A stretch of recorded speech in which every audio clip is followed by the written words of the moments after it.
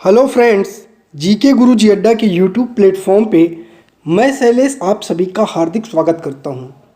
प्यारे साथियों, जैसे कि आप सभी को पता है, जो सीटेट है ना, वो सीटेट का एग्ज़ाम आपका जुलाई में होगा और जुलाई सीटेट के लिए हम लोग तैयारी स्टार्ट कर चुके हैं। तो अगर आप लोग चैनल पर नए हैं तो सबसे पहले आप लोग चैनल को सब्सक्राइब करिएगा, फिर बेल आइकन को प्रेस करिएगा और वीडियो को दोस्तों तक पहुंचाइएगा। देखिए, किसी भी चीज़ में सफलता पाने के लिए आपको लग करके मेहनत करनी होगी। तो मैं जो आपको टॉपिक पढ़ाऊंगा, जो भी इंपॉर्टेंट चीज़ रहेंगी उनको अंडरलाइन करता जाऊंगा और बताता जाऊंगा। आप लोग उसकी एक शार्ट नोट्स बना लीजिएगा और अपनी नोट्स को कई बार रिवाइज करिएगा। इससे आपको एग्जाम में बहुत हेल्प मिलेगी। खुद की मेहनत पर ज़्यादा कॉन्फिडेंस करना चाहिए। चलिए चलते हैं अध्याय 6 पर। यह है नए प्रश्न और नए विचार। देखते हैं क्या है कहानी। यह है क्लास 6 की एनसीईआरटी। हम लोग पढ़ेंगे बुद्ध की कहानी से। चलिए, ये सारी इंपॉर्टेंट चीज़ें यहाँ मिलेंगी। बौद्ध धर्म के संस्थापक सिद्धार्थ थे। तो बुद्ध का नाम पहले सिद्धार्थ था। गौतम के नाम से भी इनको जाना जाता है। उनका जन्म 2500 वर्ष पूर्व हुआ था। यह वह समय है जब लोगों के जीवन में तेजी से परिवर्तन हो रहे थे। जैसा कि तुमने अध्याय 5 में पढ़ा, महाजनपदों के कुछ राजा इस समय क्या हो गए थे, बहुत शक्तिशाली हो गए थे और वो क्या कर रहे थे, हजारों सालों बाद फिर से नगर उभर रहे थे। गांव के जीवन में भी बदलाव आ रहा था। बहुत से विचारक इन परिवर्तनों को समझने का प्रयास कर रहे थे। वे जीवन के सच्चे अर्थ को भी जानना चाह रहे थे। अब बुद्ध से संबंधित यहाँ कुछ इंपॉर्टेंट चीज़ें हैं। वे क्षत्रिय थे, इंपॉर्टेंट है। शाक्य नामक एक छोटे से गण से संबंधित थे, ये भी इंपॉर्टेंट है। युवा अवस्था में ज्ञान की खोज में उन्होंने घर के सुखों को छोड़ दिया। इससे क्या मिलता है, अगर आपको ज्ञान चाहिए तो घर के सुखों को छोड़ना पड़ेगा। एक कॉन्सेप्ट यहाँ से निकला। अनेक वर्षों तक वे भ्रमण करते रहे, अन्य विचारकों से मिलकर चर्चा करते रहे। अंततः ज्ञान प्राप्ति के लिए उन्होंने स्वयं ही रास्ता ढूंढने का निश्चय किया। अर्थात सफलता क्या होती है, स्वयं से ही मिलती है। स्वयं ही रास्ता ढूंढने का निश्चय किया। इसके लिए उन्होंने बोध गया बिहार में एक पीपल के नीचे कई दिनों तक तपस्या की और उन्हें क्या प्राप्त हुआ, ज्ञान। कहाँ, बोध गया में कहाँ है, बिहार में। किस वृक्ष के नीचे, पीपल वृक्ष के नीचे। इसके बाद बुद्ध के रूप में वे जाने गए। कब, जब उनको ज्ञान मिल गया तो ज्ञान के बाद वे क्या कहलाए, ज्ञान के बाद वे बुद्ध कहलाए। उसके बाद वे वाराणसी के निकट सारनाथ गए, जहां उन्होंने पहली बार उपदेश दिया। इंपॉर्टेंट है, कुशीनारा में मृत्यु। याद रखिएगा, नारा में मृत्यु, तो कुशीनारा में मृत्यु हो गई थी। उसके पहले शेष जीवन उन्होंने पैदल ही एक स्थान से दूसरे स्थान की यात्रा करने लगे और लोगों को शिक्षा देने में अपना जीवन व्यतीत करने लगे। चलिए, बुद्ध की शिक्षाएं बड़ी इंपॉर्टेंट हैं, ये बहुत ध्यान से पढ़िएगा। इन्होंने कहा कि जीवन कष्टों और दुखों से भरा है। इसका कारण है हमारी इच्छा और लालसाएं, जो कभी पूरी ही नहीं हो सकती। कभी कभी हम जो चाहते हैं वो प्राप्त कर लेने के बाद भी संतुष्ट नहीं होते एवं और अधिक वस्तुओं को पाने की इच्छा करने लगते हैं। बुद्ध ने इसे लिप्सा या तृष्णा कहा है। बुद्ध ने शिक्षा दी कि आत्मसंयम अपनाकर हम ऐसी लालसा से मुक्ति पा सकते हैं। चलिए, ये है भैया सारनाथ का स्तूप। इस इमारत को स्तूप के नाम से जाना जाता है। यहीं पर बुद्ध ने सर्वप्रथम उपदेश दिया। इसी घटना की स्मृति में स्तूप का निर्माण किया गया, जिसके बारे में अध्याय 10 में बहुत डिटेल से पढ़ना है। अभी मैं आपको इमेज दिखाऊंगा। ये बनारस के सारनाथ का स्तूप है। उन्होंने लोगों को दयालु होने तथा मनुष्यों के साथ साथ जानवरों के जीवन का भी आदर करने की शिक्षा दी। वे मानते थे कि हमारे कर्मों के परिणाम चाहे अच्छे हों या बुरे, हमारे वर्तमान जीवन के साथ साथ जीवन के बाद के जीवन को भी प्रभावित करते हैं। बुद्ध ने अपनी शिक्षा सामान्य लोगों की भाषा, प्राकृतिक भाषा में दी। इसे सामान्य लोग भी उनके संदेश को समझ सकें, पढ़ सकें और जान सकें और उसको अपना सकें। चलिए आगे देखते हैं। कह रहा, वेदों की रचना के लिए किस भाषा का प्रयोग हुआ था। तो आपने पढ़ा था वैदिक संस्कृत का। किसका, वैदिक संस्कृत का हमने आपको बताया था, ठीक है ना। वैदिक संस्कृति का प्रयोग हुआ था। बुद्ध ने कहा कि लोगों जो लोग हैं वो किसी शिक्षा को केवल इसीलिए नहीं स्वीकार करें कि यह उनका उपदेश है, बल्कि वे उसे अपने विवेक से मापें और देखें उन्होंने ऐसा किस प्रकार किया। उन्होंने कहा कि हमारी शिक्षाओं को पहले मापिए, फिर जो है क्या करिए, उसको अपनाइए। ये है किस्सा गोमती की कहानी, ठीक है ना। तो इसके बारे में मैं बता देता हूँ। इसमें एक उसका बेटा मर जाता है, तो बुद्ध कहते हैं आप मुझे उस घर से कुछ अनाज ला के दीजिए जहाँ से कोई मरा ना हो, मैं आपके बेटे को जीवित कर दूंगा। और वो बुढ़िया कुल घूम आती है, तो सबके यहाँ कोई कोई मरा रहता है। तो अर्थात जो है इसमें इसी की कहानी है। चलिए उपनिषद के बारे में बात करते हैं। भारतीय दर्शन की 6 पद्धतियां हैं जिन्हें षड दर्शन कहा जाता है, याद रखिएगा। सदियों से भारत द्वारा सत्य की बौद्धिक खोज का प्रतिनिधित्व दर्शन की 6 शाखाओं ने किया। ये वैशेषिक, न्याय, सांख्य, योग, पूर्व मीमांसा, वेदांत या उत्तर मीमांसा के नाम से जाने जाते हैं। दर्शन की इन 6 पद्धतियों की स्थापना क्रमशः ऋषि कणाद, गौतम, कपिल, पतंजलि, जैमिनी, व्यास द्वारा की जाती है, जो आज भी देशों में बौद्धिक चर्चा का जो है उसको दिशा या रास्ता देते हैं। चलिए आगे क्या लिखा है देख लेते हैं। आगे भी इसमें कुछ लिखा है, पहले इसको समझ लेते हैं। जर्मन मूल के ब्रिटिश भारतविद फ्रेडरिक मैक्स मूलर के अनुसार दर्शन की इन 6 शाखाओं का विकास कई पीढ़ियों के दौरान व्यक्तिगत विचारकों के योगदान से हुआ है।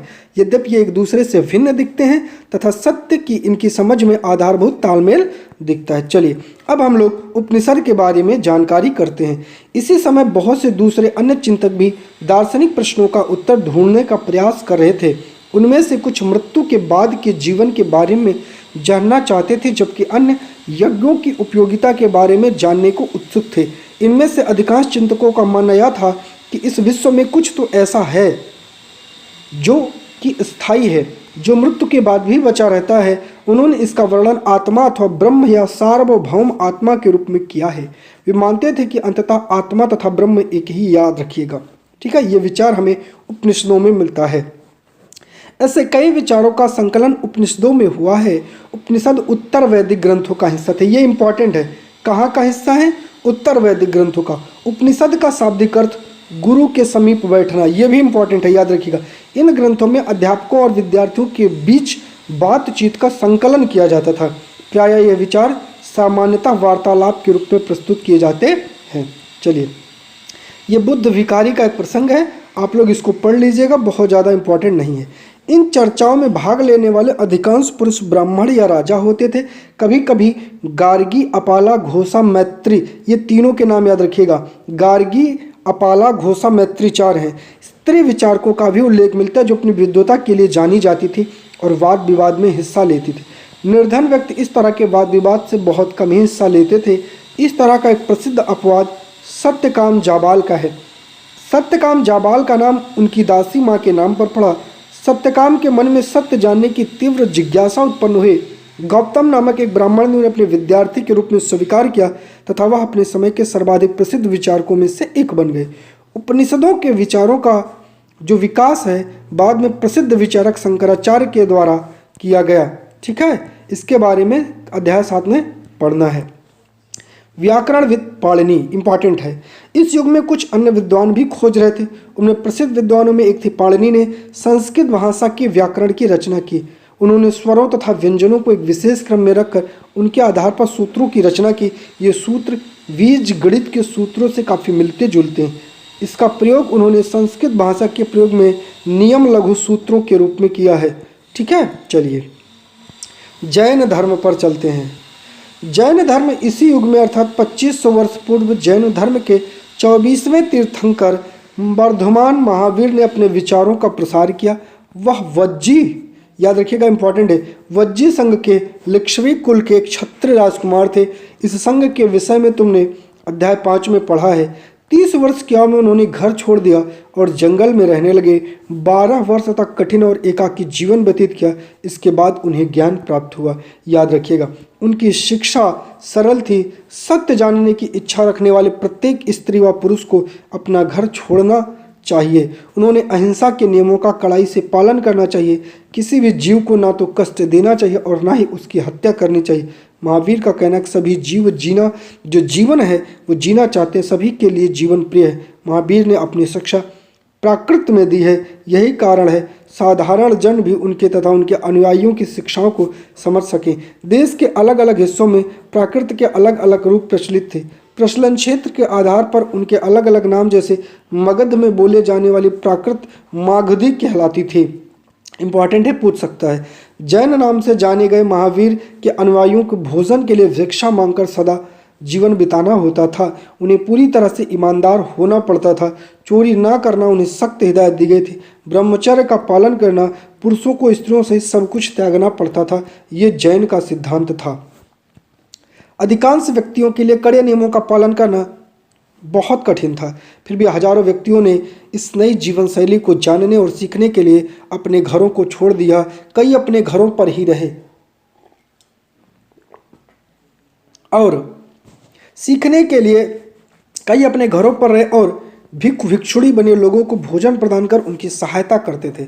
चलिए, जैन शब्द जिन शब्द से निकला है जिसका अर्थ होता है विजेता। याद रखिएगा, मुख्यतः व्यापारियों ने जैन धर्म का समर्थन किया। किसानों के लिए इन नियमों का पालन अत्यंत कठिन था क्योंकि फसल की रक्षा के लिए कीड़े मकोड़ों को मारना पड़ता था। बाद की सदियों में जैन धर्म उत्तर भारत के कई हिस्सों के साथ गुजरात, तमिलनाडु, कर्नाटक में फैल गया। महावीर तथा उनके अनुयायियों की शिक्षाएं कई शताब्दियों तक मौखिक रूप में रही। वर्तमान में उपलब्ध जैन धर्म की शिक्षाएं लगभग 15 वर्ष पूर्व गुजरात में बल्लभी नामक स्थान पर लिखी गई। याद रखिएगा, ये क्वेश्चन पूछा गया है। चलिए, संघ के बारे में जानते हैं। संघ क्या है? महावीर तथा बुद्ध दोनों का मानना है कि घर का त्याग करने पर ही सच्चे ज्ञान की प्राप्ति होगी। ऐसे लोगों के लिए उन्होंने संघ नामक एक संगठन बनाया जहां घर का त्याग करने वाले लोग एक साथ रहे। यह अब की बार सीटेट में आया हुआ क्वेश्चन है, याद रखिएगा, पूछा गया था। संघ में रहने वाले बौद्ध भिक्षुओं के लिए बनाए गए नियम विनय पिटक नामक ग्रंथ में मिलते हैं। विनय पिटक से हमें पता चलता है कि संघ में पुरुषों और स्त्रियों के रहने की अलग अलग व्यवस्था थी। सभी व्यक्ति संघ में प्रवेश ले सकते थे। हालांकि संघ में प्रवेश के लिए बच्चों को माता पिता, दासों को स्वामी, राजा के यहाँ काम करने वाले लोगों को राजा, कर्जदारों को अपने देनदारों से अनुमति लेनी होती थी। एक स्त्री को अपने पति से अनुमति लेनी पड़ती थी। याद रखिएगा, संघ में प्रवेश करने वाले स्त्री पुरुष सादा जीवन जीते थे। वे अपना अधिकांश समय ध्यान करने में बिताते थे। दिन में एक निश्चित समय में शहरों तथा गांवों में जाकर भिक्षा मांगते। यही कारण है कि उन्हें भिक्षु तथा भिक्षुणी कहा गया है। ठीक है, साधु के लिए प्रयुक्त होने वाला ये प्राकृतिक शब्द है। शिक्षा देते समय और साथ साथ एक दूसरे की सहायता भी करते थे। किसी तरह की आपसी लड़ाई का निपटारा करने के लिए वो प्रायः बैठकों को किया करते थे। संघ में प्रवेश लेने वालों में ब्राह्मण, क्षत्रिय, बुद्ध, मजदूर, नाई, गणिकाएं, दास शामिल थे। इनमें कई लोगों ने बुद्ध की शिक्षाओं के विषय में लिखा। कुछ लोगों ने संघ में अपने जीवन के विषय में सुंदर कविताओं की रचना की।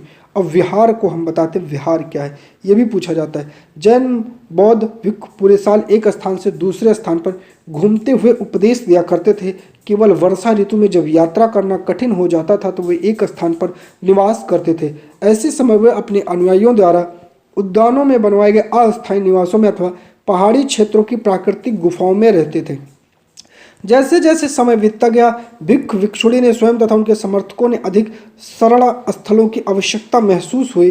तब कई सरल स्थल बनवाए गए जिन्हें विहार कहा गया। आरंभिक विहार के बारे में देखिए, पहाड़ी को काटकर बनाई गई ये गुफा, यह कार्ले वर्तमान महाराष्ट्र में स्थित एक गुफा है। भिक्षुणी इन सरल स्थलों में रहकर ध्यान किया करते थे। ठीक है, चलिए, एक बौद्ध ग्रंथ से ज्ञात होता है कि जिस तरह महासागरों में मिलने पर नदियों की अलग अलग पहचान समाप्त हो जाती है, ठीक उसी तरह बुद्ध के अनुयायी जब भिक्षुओं की श्रेणी में प्रवेश करते थे तो अपना वर्ण, श्रेणी और परिवार सब त्याग देते थे। लकड़ी के बनाए गए बाद में इनका निर्माण ईंटों का प्रयोग होने लगा। पश्चिमी भारत में विशेषकर कुछ विहार पहाड़ों को खोद करके बनाए गए हैं। इसका जो है किसी धनी राजा अथवा भूभाग स्वामी द्वारा दान में दी गई भूमि पर इसका निर्माण होता था। स्थानीय व्यक्ति भिक्षुओं के लिए भोजन, वस्त्र, दवाइयाँ लेकर आते थे। बदले में भिक्षु और भिक्षुणी लोगों को शिक्षा देते थे।